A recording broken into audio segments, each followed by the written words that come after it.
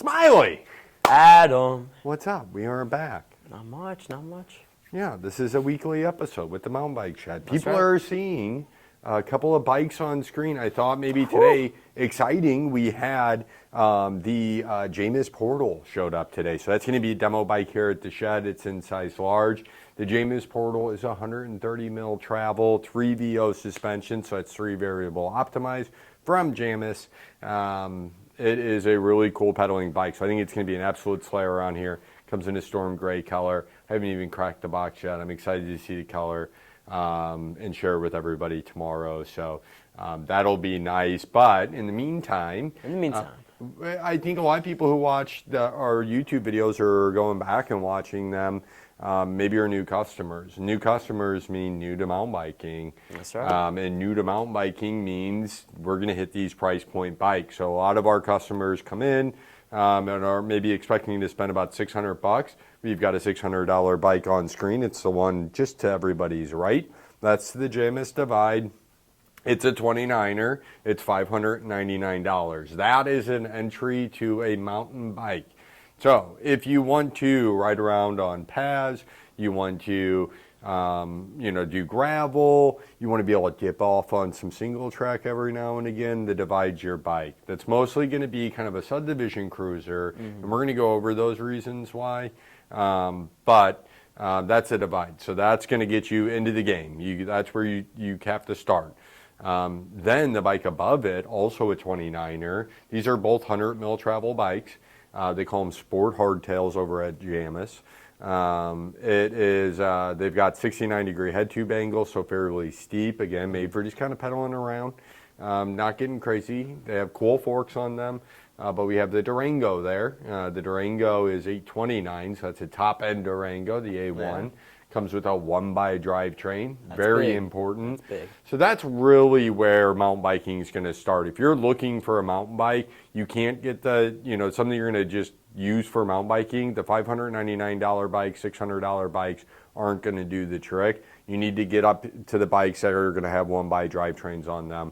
The Durango is going to have a 1x9 that's 11 to 46 tooth range, so plenty of gears. 46 tooth is like walking slowly up behind somebody, so it's going to be a 9-speed micro shift system on there with a 1x. That's important. You need that if you're going to be mountain biking. Yep.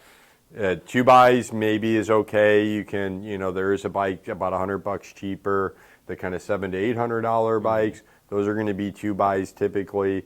You might be able to get away with that if, again, you're going to be maybe leaning more towards gravel and pavement, but you're going to maybe hit single track a couple times a month. You might actually just say, I'm just going to this park, just go ride single track. You could do that on that kind of $700 to $800 bike, which in Jamis's lineup is going to be the Durango A2. That's right. The A1's what's pictured with the 1x. That's where I want to see people start. If you come into the shop and you're trying to get a mountain bike, I'm going to try to sell you on the bike up top there or the bike on the left. That's the Durango A1. That's going to have a 1x drivetrain. It's going to be a little bit more reliable for you. It's going to have hydraulic disc brakes. And that's kind of the other difference. Your kind of $599, $600 bikes are going to have mechanical disc brakes. Once you start stepping up, you're going to get into hydraulic disc brakes. And those are Tektro hydraulic disc brakes. Really don't, anything less than a Tektro, there's some off-brand Radius and some other things. Maybe try to stay away from those. Tektro's really good. They also have one of their bigger companies, TRP, which is like race specialized. So they know how to do hydraulic brakes good. Yeah, and hydraulic brakes, the reason you want those is when you have a mechanical disc brake, your one pad just stays in position and the cable's pulling the other pad into that pad. So it's got to push the rotor into that pad. So it's constantly bending them. So if you're riding hard on mechanical disc brakes on these kind of entry-level bikes, it's just not going to be great for the system. Yeah. So I just did a video this morning on brake pads. Got really confusing very fast. So make sure to watch it. Kept it short. But did you see the monthly giveaway? What was it this time? Oh my gosh, dude. It was touch points. Nobody was in the names we pulled were insane. First was Matt, I'm blanking on his name now, which is so Well, hilarious. what's he do? He's a roofer. Matt Johnson? Matt Conrad. Oh. No. Oh, good guess. But no, Matt Could've been Conrad. His name got drawn first. Matt comes in pretty often. Uh-huh. He normally tunes in on the live streams. He was the first name. Yeah. I was very excited when I heard it. I said, oh, Matt Conrad, okay. Okay. And then we waited and he wasn't in there. Come on, Matt. I thought for sure he was. Maybe we were just, like on the live streams, it jumps around sometimes. So I thought maybe this had happened. And so I asked everyone in the chat to let me know if they weren't Matt Conrad. That way I knew people knew the name I was calling. So I got like 5 or 6 not Matt Conrads. Yeah. And then we had to move on to another name. And then Strassi was unable to say the next name. It just sounded like she was like falling asleep or like just like growling. So that was fun. And then I had to have everybody say they weren't that person. And then the next name she wouldn't even say. She just spelled it out. It was she just didn't know what to do. It was Tingle. Wait, how do you say that? Give us an example. Tingle. You have to, what? Tingle? Yeah. Really? So we're immature so I thought that was funny.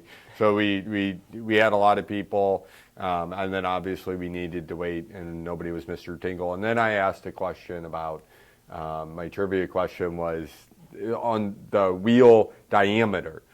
So on like a 29-inch wheel, what's the diameter? So like spoke hole to spoke hole. Which I knew I wasn't going to ask correctly. I surely didn't. And then I said around. It was not good. I messed up the question. Eventually everyone, and it was like our more regular customers who like are able to sort through the words I say and then give me the answer I was going for. But yeah, so we had a winner on YouTube. We went live on YouTube for the first time in a long time. Very so nice. live on YouTube. That person won a pair of free riders. That's awesome. That's yeah, awesome. that was Jeff Leaker.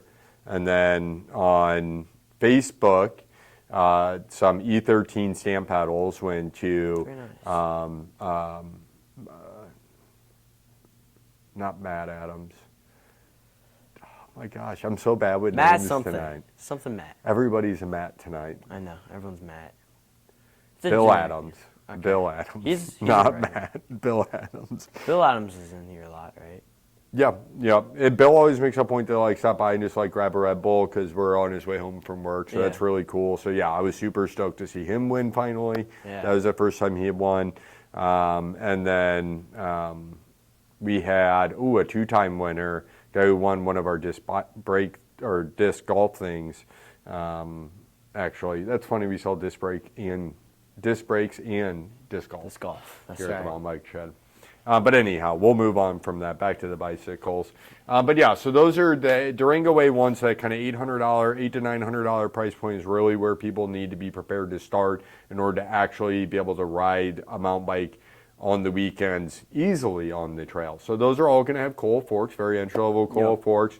They have straight steerer tubes. So this right here is a steerer tube. It's what your fork goes up into. Your entry-level bikes all have straight steers, so it's going to be 1 1/8 inch up top and 1.5 inches down below. All your higher-end bikes, all your $1,000 plus bikes, and that's typically how we break this down when I'm talking to customers, is your sub $1,000 bikes versus your above $1,000 bikes. Your over $1,000 bikes, these frames are going to have tapered head tubes, so it's going to allow you to upgrade the fork later on if you want to. If you buy a Durango, or Jameis has the Helix and the Trail Access, a 27.5 kind of version of those, or you buy a Divide, we're going to tell you don't upgrade this bike.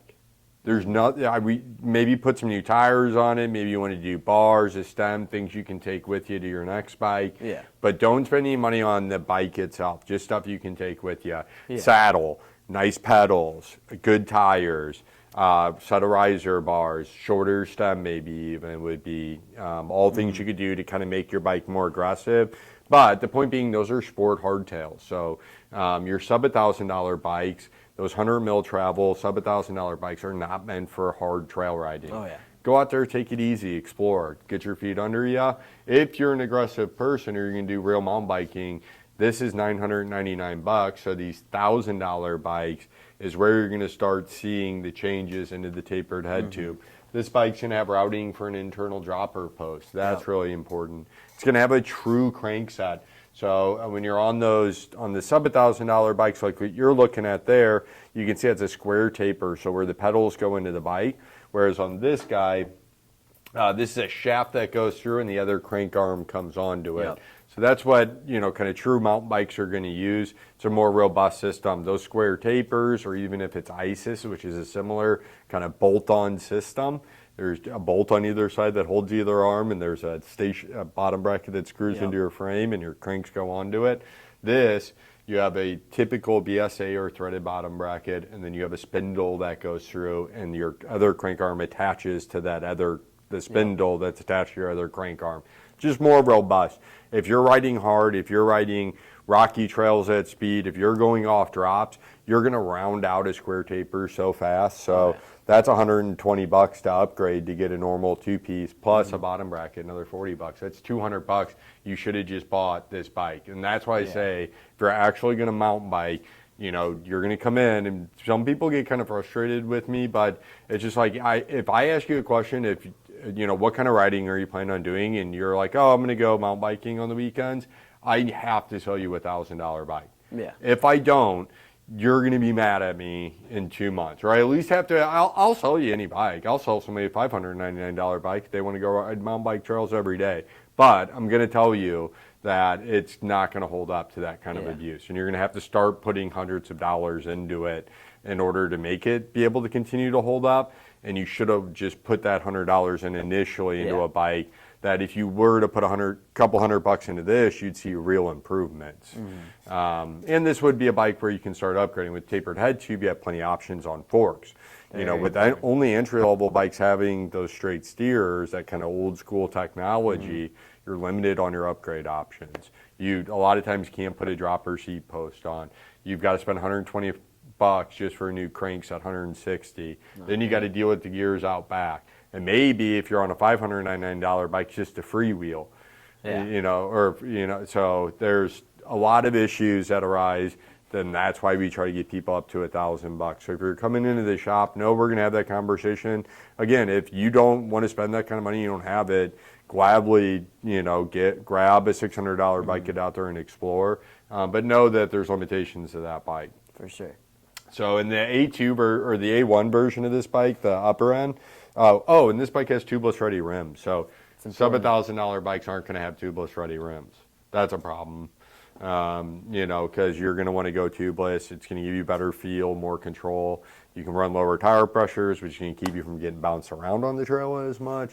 All that's important. What was your first bike? Where would you have fallen in the price point? What was your build? I came in. This is 120 mil travel too on this high point. It's my nice. Exact price was $800 for mine, and I got a Rocky Mountain. So that was pretty good. It was similar to this, but my biggest problem was the coil fork, because they're all rated. There's a yellow sticker that says "Do not use for free ride or downhill" or any of that. Well, for light trail use only. You find that out the hard way. I was going out to Greensfelder, all this stuff. It don't last, And then it got to the point where it got so busted up that there's oil, like free oil all over it. It was all busted. Oh, there's an alarm going off. But it was all busted up, and then it only worked for 10 mil of travel. So it would only go down 10 mil. So then it was like riding a full rigid bike. So did you buy a new air fork? No. You just trashed the bike? I just trashed the bike. Yeah. And I still have it, but... And that's the problem, and that's why it stopped people from that. Because if you were to you said, okay, my fork's broke, no big deal, I'll buy a new fork. Are you going to buy the same fork? No. Well, the same fork's going to cost you, probably $120 to $140, if not, $160, $180. So you're going to buy an air fork, right? Well, an air fork's going to cost you $250. Yeah. And you can't even get a nice air fork. You can only get RockShox base level, either a Judy or a Recon in a straight steer. You're not going to find anything else 29 to replace that coil with. So now you're spending $300 for an okay air fork, Yeah, and you still have other issues now to deal with on your bike. that's right. So you just junked it. Pretty much. And that's what happened. It's just $800 down the drain. And that's why, like, we're not being like elitist at bike shops. I'm not trying to oversell anybody on a bike. It's just a matter of like, I don't want to see you throw $500-600 away on a bike that isn't going to be able to live up to your expectations. I mean, it's the same thing as like people who bring in like Walmart bikes for bike repairs and then end up having to spend like $300 on repairs when they could have just bought, with all that money, just bought a new bike. I mean, it's the same thing. Upgrading it is only going to do so much. You're still going to have problems. And that's also why this is good, because you can't upgrade it with the tapered headset or head tube or whatever. You can get the nicer forks, and the bike's set up so where you can upgrade it to your skill. And the beautiful thing that this bike does that I really love about the High Point, there's a lot of things that Jamis does that made me want to bring Jamis into the shop. Their love for 27.5s, my love for 27.5s go hand in hand. But if you look at the cable routing on this, so it's internal where it needs to be, kind of clean up the bottom tube here, pops back out the bottom, and then runs external for the shift. The reason that's important to me is there's no crazy bends getting through all that kind of stuff, so that's nice. But if we look at our brake cable is externally routed. So as a bike mechanic, as a consumer, you should look at things like that, because if you ever want to upgrade these brakes, if you need to do a bleed, having everything externally routed is a lot easier to see what's going on. So they do that on the brake while they internally route the shifters to clean things up. They let this brake out to allow your bike mechanic or yourself to easier maintenance. Makes it a lot easier. Really wonderful. Absolutely loved it. I think the Durango super cool. Especially this is $999 with tubeless ready rims, tapered head tube. It is a cool fork on it, so that may need to be upgraded. It's got a 10-speed micro shift cassette, partial internal cable routing where it matters. You're gonna have Tektro hydraulic disc brakes. And it's a bike that with a standard, it's got an FSA, but which one is that? The Gamma. Yeah. So FSA bottom bracket, FSA cranks, an actual two-piece mountain bike crank set, which is wonderful. Routing for a dropper seat post. It's got a 68-degree head tube angle, so it's kind of aggressive without being crazy. 120 mil of travel on the front of the bike. But yeah, really cool bike, really upgradable. And then if you step up to the higher end bike, then you're going to 11-speed Shimano drivetrain with an 11 to 51 cassette. So super wide range, same as Eagle, without all the kind of fickleness of a 12-speed system. You're going to get a 120 mil air fork from RockShox. RockShox is a big deal. Yeah, it'll step up to Shimano Livio brakes, so you'll get Shimano brakes on it. Shimano crankset, Shimano bottom bracket, Shimano cassette. Yeah, but so it's a little bit. That's where I really like. If you come in and tell me you want to go mountain biking, if you say you want to go mountain biking once a weekend or whatever with your buds, this is the bike you need to start on. So if your buddies want to go mountain biking with you, you're trying to convince somebody to go mountain biking with you, you need to get them to this price point. $1,249 for the High Point puts us on an air fork with Shimano disc brakes and a Shimano drivetrain. This is going to be a reliable bike that they can keep forever. This is a bike, it's really nice. And if they don't want to spend $1,249, because for some reason $1,000 is a breaking point for some people, as far as there's an extra digit in there if we move again. $999 puts them on something very basic that's upgradable, but with tubeless ready wheels and a 1x drivetrain already on it. That's awesome. So that's the important stuff that they need to be able to keep up with you on the trail. The A2 will put them on a bike that they can keep for a long time and that they'll enjoy riding for a long time. $1,249. One of the big reasons I brought Jamis in was this High Point. It's hard to find a hardtail with an air fork, with proper Shimano drivetrain and brakes for under $1,500. So I was stoked to find it. Really blew our previous bikes out of the water as far as that goes. But yeah, try to talk your buddies into a High Point. Friends don't let friends ride coils, dude. Yeah. Not cheap coils, at least. Well, I mean, you can get like the really nice ones. Yeah, That- but everybody should tune in though. I'll have some videos posted. Subscribe over on YouTube, like videos, comment, help us spread that around. But I'm sure I'll do some videos on the new portal coming in. But you guys can join us the next time we're here, and that'll be next week.